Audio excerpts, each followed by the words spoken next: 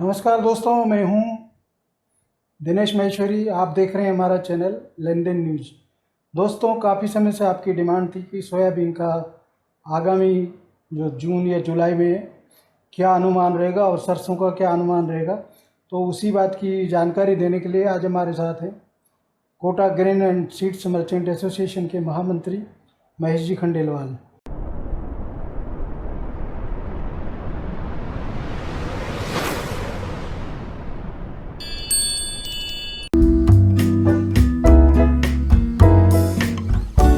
महेश जी नमस्कार। नमस्कार साहब।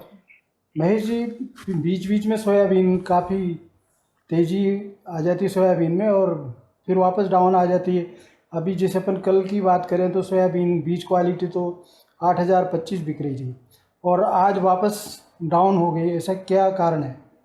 बीज क्वालिटी के मैटर में तो साहब जो सोयाबीन जैसे किसान की किसी चीज़ उसको लग गया कि ये डेर मेरे को लेना है, तो बाज़ार के अंदर बिक रहा है बीज का जो सोयाबीन है वो 9,600 रुपये, और उसको यहाँ पे जो माल ले रहा है उसको लगभग 7,500 साढ़े 8,000 रुपये तक वो पड़ जाता है।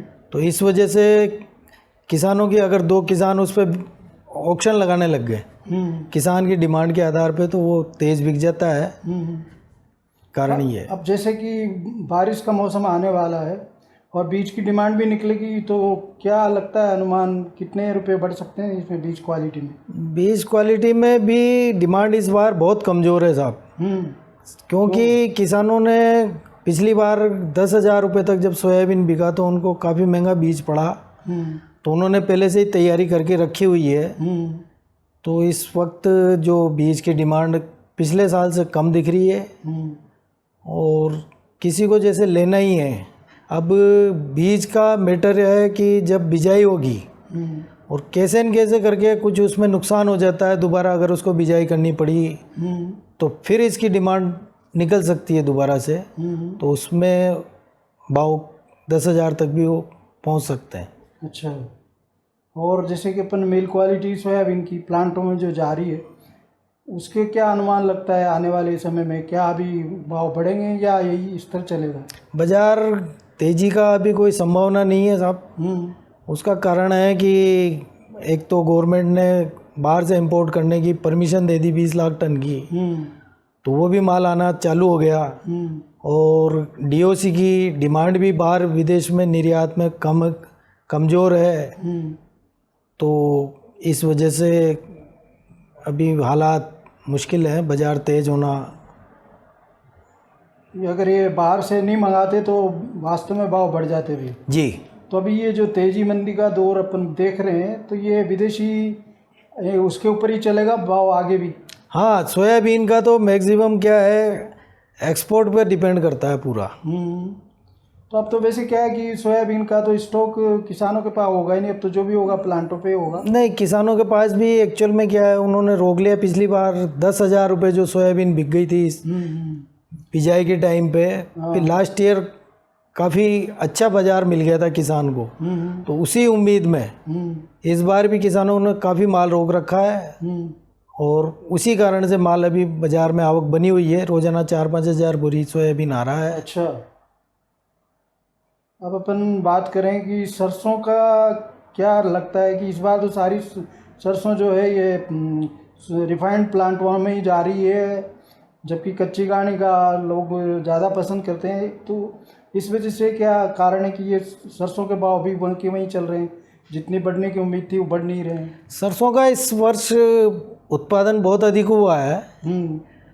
तो पिछली बार जब बाज़ार था वो लगभग 8,082 रुपये तक सरसों बिक गई थी। बिल्कुल।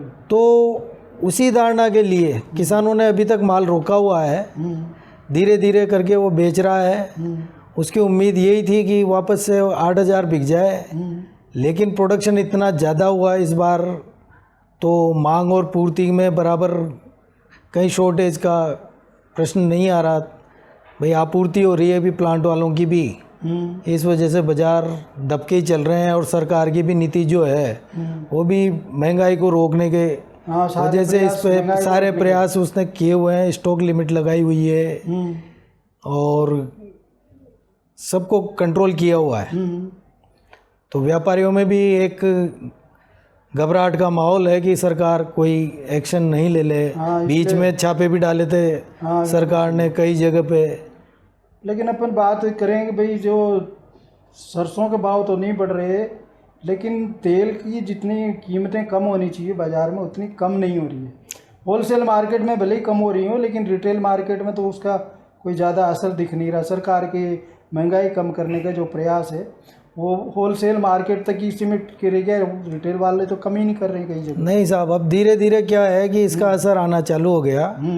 अब बाज़ार एक्चुअल में क्या है, रिटेल वाला जैसे बेचारा पहले 2000 का पीपा खरीद के लाया, वो बिक जाएगा, तो वो बिक जाएगा, तब जा करके फिर वो नई रेट का उसके पास माल आएगा तो तब जाके वो रेट कम करेगा। सही बात है। तो इस कारण से उसको बचता क्या है, तेलों वगैरह में रिटेल में मार्जिन बहुत कम होता है। हाँ, 1-2 रुपये लीटर की बचत होती है तो रिटेलर के लिए। अभी मंडियों में जो सरसों की आवक कितनी हो रही होगी? सरसों की आवक लगभग हमारे यहाँ रोजाना अभी 5 से 6 हज़ार बोरी की है। अच्छा।